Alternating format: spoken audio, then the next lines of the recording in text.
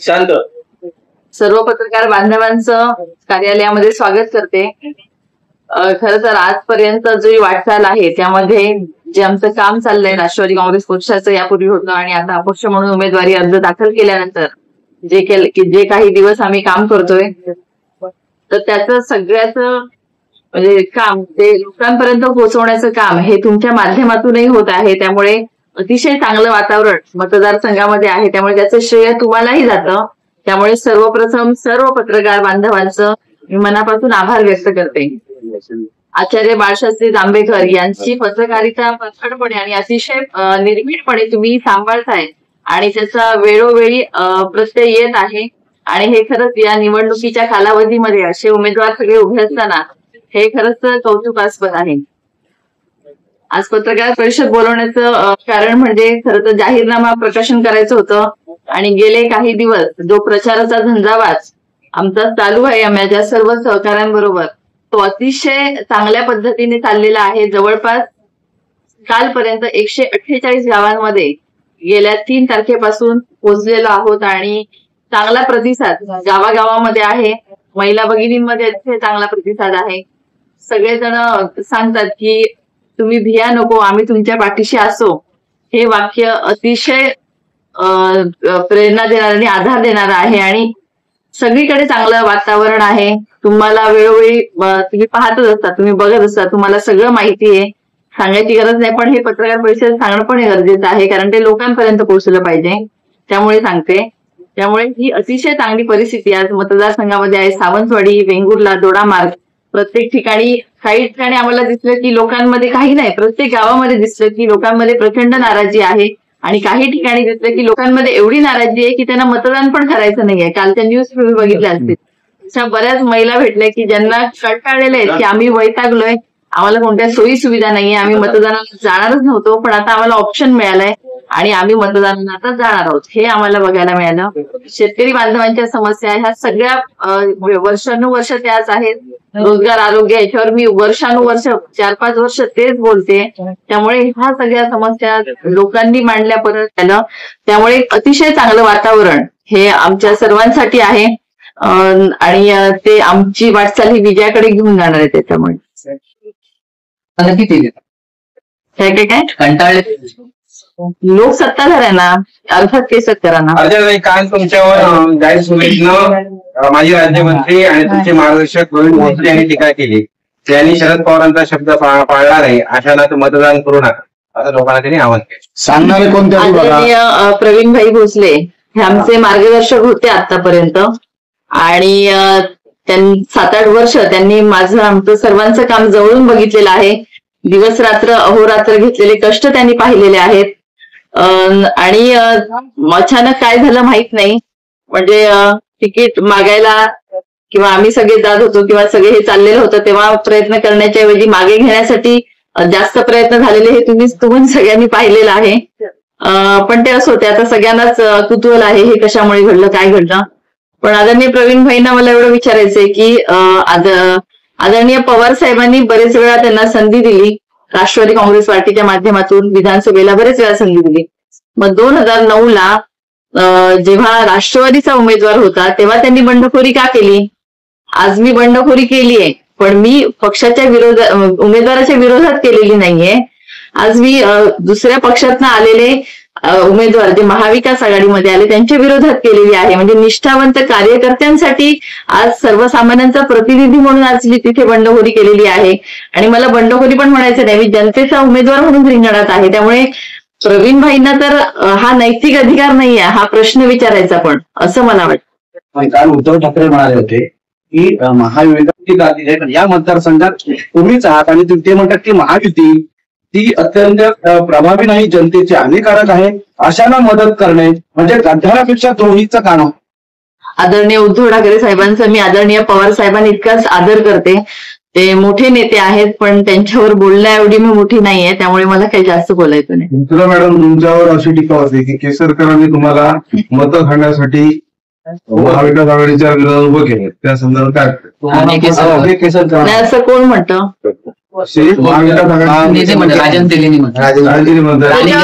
त्याच्यावर उत्तर दिलेलं आहे तुम्हाला. अगदी म्हणजे मला तर त्याच्यावर आता परत म्हणजे तेलींवर परत बोलायची इच्छा वाटत नाही, कारण त्याच्यावर निष्ठावंत कार्यकर्त्याला काय वाटलं असेल आणि एखाद्या निष्ठावंत कार्यकर्त्याला बोलताना त्यांनी विचार करायला पाहिजे आणि त्यांना ते समजणार पण नाही, कारण त्याच्यावर मी परत नाही बोलणार.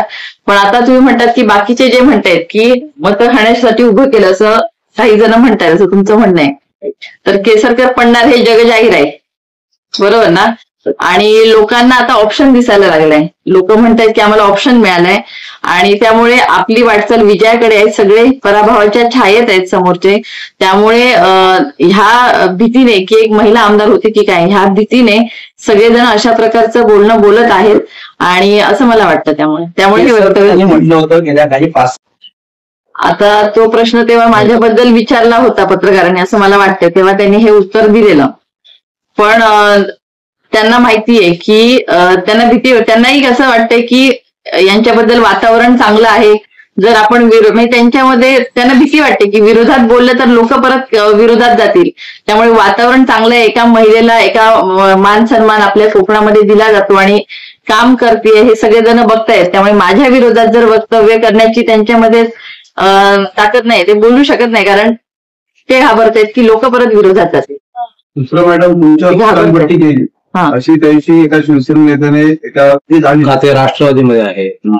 आम्ही राष्ट्रवादी म्हणूनच आहोत आणि हकालपट्टी वगैरे अजून तसं काही पत्र किंवा काही आलेलं नाहीये.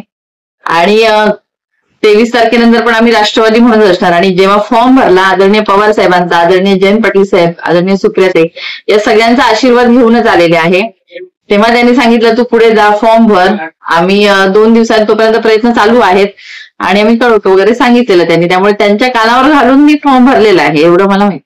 पण तुम्ही आता एक केलाय की 23 नंतर आम्ही राष्ट्रवादीत असणार, आता विचारला. तुम्ही राज्यात महाविकास आघाडीत चालाल, सुप्रियाताई मुख्यमंत्री झाला तर तुम्ही 100% प्रश्नच नाही. साधारण किती या मतदारसंघात बलाढ्य शक्ती धनशक्ती सगळ्या उभ्या आहेत. त्या धनशक्ती समोर तुमचा कसा टिकावा लागणार? जनशक्ती कोणाची पाठी आहे? महिलांची पाठीशी आहे, युवकांची पाठीशी? तुम्हाला सगळ्यांना हे माहिती आहे जनशक्ती ही आपल्या पाठीशी आहे. जेव्हा फॉर्म भरताना जे वातावरण होतं आणि जे तुम्हीच सांगितलं की एवढं रडताना किंवा एवढं भावनिक होताना कुठल्या व्यक्तीसाठी आम्ही कधी बघितलं नाही. तुम्ही पत्रकारिता अतिशय निर्भीडपणे करताना मगाशीच बोलले, तर तुम्ही स्पष्ट हे बोललात. आणि ते वातावरण इतकं चांगलं आहे की सगळी जनशक्ती ही आपल्या पाठीशी आहे आणि धनशक्ती समोर आहे तुम्ही बोलताय आणि त्याचा वापर सुरू झालेला आहे. पण आपला कोकण सावंतवाडी विधानसभा मतदारसंघ हा वेगळा आहे, एक विचारांचा वारसा आहे, धनशक्तीच्या पुढे झुकणारा नाहीये. त्यामुळे इथे जनशक्तीचा विजय होणार आहे, धनशक्तीला जास्त वाव मिळणार नाहीये. आणि जे समोर 3 उभे आहेत ते सत्ताधारी होते, बरोबर ना? त्यामुळे त्यांच्याकडे धनशक्ती मोठ्या प्रमाणात आहे. सगळे सत्ताधारी होते, एकटी मीच तसं बघायला गेलं तर महाविकास आघाडी म्हणून मी एकटीच आहे आता, बाकी सगळे सत्ताधारी होते. सगळ्यांकडे धनशक्ती आहे, पण लोकांमध्ये प्रचंड नाराजी आहे. एकालाही हिंमत नाहीये की गावागावामध्ये जावं म्हणून. कुणी गावात जात नाही, कारण गावात घेणारच नाहीयेत. काही लोक तर गावात, मी आता तुम्ही बघता 148 गावामध्ये गेले, प्रत्येक गावात स्वागत केलं, प्रत्येक ठिकाणी ओवाळलं, सगळ्यांनी सांगितलं आम्ही तुमच्या पाठीशी आहोत. पण म्हणाले दुसरे कोणाले तर आम्ही मिटिंग सुद्धा लावणार नाही, असं काही गावांमध्ये सांगितलेलं आहे. म्हणजे तुम्हाला ते कळेल, तुम्ही जर माहिती घेतली तर कळेल काय कुठल्या कुठल्या गावांमध्ये सांगितलं. ते म्हणाले आम्ही दुसऱ्या उमेदवाराला मिटिंग सुद्धा लावून देणार नाही, सत्कार तर दूरची गोष्ट. आणि म्हटलं पाकिटं आली तर म्हणे पाकिटं आम्ही घेणार नाही, ते पाकिटं सगळ्यांची आम्ही हद्दपार करू आणि आम्ही तुमच्या पाकिटाला मतदान करू, असं लोकच सांगताय. मॅडम तुमच्यासोबत दिवस कारवाई होणार होती, पण 4 दिवस होऊन गेलेले, त्यामुळे तुम्हाला दिसतंय ते आता अजून काय सांगायची गरज नाही. आणि ताईने सांगितलं ना 23 नंतर आम्ही सगळे महाविकास आघाडीचेच घटक असणार, राष्ट्रवादी काँग्रेस पक्षाचेच पदाधिकारी असणार. तुमचं असं म्हणणं आहे की कसली देतील ना पाकिट आणून, कसली आलेली आपलं पाकिट आहे ते हे असणार आहे, विकासाचं मॉडेल त्याच्यामध्ये असणार आहे, आपल्या कोकणचं भविष्य असणार आहे, आपल्या मुलांचं भविष्य असणार आहे, आपल्या महिलांसाठी कार्य असणार जे करणार आहे. त्यामुळे हे पाकिट हे वजनदार असणार, हे मी पहिल्या दिवशी पण सांगितलेलं आहे. त्यामुळे प्रत्येक जण हे वजनदार पाकिट जपून ठेवणार आहे आणि त्या पाकिटासमोरच बटन सगळेजण दाबणार आहेत. किती मताधिकारी आता चौरंगी लढत होणार आहे, त्यामुळे मी असं ओव्हर कॉन्फिडन्स मध्ये सांगत नाहीये. चुरशीची लढत होणार आहे, 100% चुरशीची लढत होणार आहे, पण विजय आपला होणार आहे त्याच्याकडे. पण तुम्ही तुमचा प्रतिस्पर्धी 3 उमेदवार तुमच्या समाज मत आता सत्ताधारीच आहे, पण तुम्ही असं अलीकडे तुम्ही प्रतिस्पर्धी तुमचा कोण समजता? आता गेले 5 वर्ष जे रान उठवलं मी आमच्या सहकाऱ्यांनी, ते कोणाच्या विरोधात? सत्ताधाऱ्यांच्या विरोधात, अर्थात केसरकरांच्या विरोधात. प्रत्येक गावागावामध्ये अडचणी आहेत. मी प्रत्येक ठिकाणी जाणीव जागर यात्रा झाली, बरोबर, त्याच्यामध्ये सांगत होतो की आज म्हणजे सांगत होतो म्हणजे महिलांचं ऐकत होतो, आम्ही बोलत होतो की आज रोजगाराचे प्रश्न किती आहेत, गावं ओस पडायला लागलीत, आमची मुलं बाहेर जायला लागली, बायोडेटा घेऊन वणवण भटकतायत आणि आज आमच्या प्रत्येक आईच्या डोळ्यामध्ये अश्रू आहेत. हे वस्तुस्थिती आहे. हॉस्पिटलचा प्रश्न तोच, मल्टी स्पेशालिटी हॉस्पिटल होता अजून होत नाहीये. आज आमची कितीतरी मुलं बांबोळीला जाताना रस्त्यात जातात, त्यांचं काय, त्यांच्या मृत्यूचा हिशोब कोण देणार? आज आपले रस्ते, पाणी, वीज काय परिस्थिती आहे. वाड्या वस्त्यांवर मी बघते 5-5 किलोमीटर लोक चालत जात आहेत. अक्षरशः रडत होती काल महिला तिथे, मी गेलेले तिथे पडवे माझगाव वगैरे त्या भागात तुम्ही जाऊन आला असाल तर बघा, ते आरोस वगैरे तिकडे त्या भागामध्ये वाड्यांमध्ये भयानक परिस्थिती आहे. 3-3 दिवस पाणी नसतं. त्याच्यानंतर शाळा कोसळत आहेत, तुम्ही बघितलं शाळामध्ये छप्पर कोसळत आहेत. सावंतवाडीतलं शाळेचं छप्पर कोसळलं, पालच्या शाळेचं छप्पर कोसळलं. त्यामुळे हे दुर्दैव आहे. आमची मुलं एवढी हुशार आहेत, ते मेरिटमध्ये आहेत, पण आज त्यांना सुरक्षित इमारती सुद्धा देता येत नाहीत. आपल्याला कम्प्युटर्स असतात, जाऊन बघितलं तर सगळेच्या सगळे बंद आहेत. एकही कम्प्युटर ना मेंटेनन्स त्याचं काही, म्हणजे प्रत्येक ठिकाणी अडचणी आहेत. आज आमच्या रेल्वे टर्मिनसचा विषय काय, तुम्हाला माहिती आहे की रेल्वे पूर्वी 15 थांबायचे, आता 7-8 वर आलेले आहेत. ते कोण सुरू करणार? बस स्टॉपचा काय प्रश्न आहे? ह्या सगळ्याच्या विरोधात जो जागर केला तो कोणाच्या विरोधात होता? हा सत्ताधाऱ्यांच्या विरोधात होता. फक्त आता हे सगळेजण म्हणतात तो अर्वाच्य भाषेत नव्हता, तो संविधानिक भाषेत होता.